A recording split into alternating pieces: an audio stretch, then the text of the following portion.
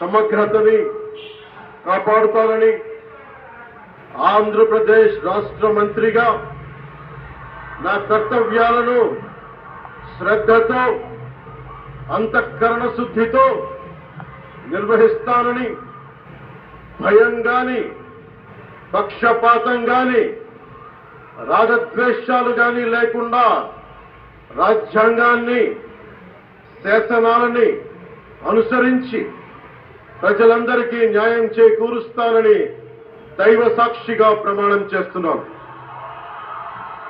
నేను కొణిదెల పవన్ కళ్యాణ్ అనే నేను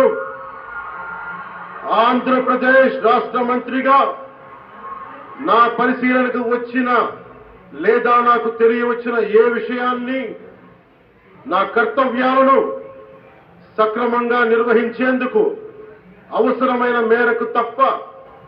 ప్రత్యక్షంగా గాని పరోక్షంగా గాని ఏ వ్యక్తికి లేదా వ్యక్తులకి తెలియపరచనని లేదా వెల్లడించనని దైవ సాక్షిగా ప్రమాణం చేస్తున్నాం.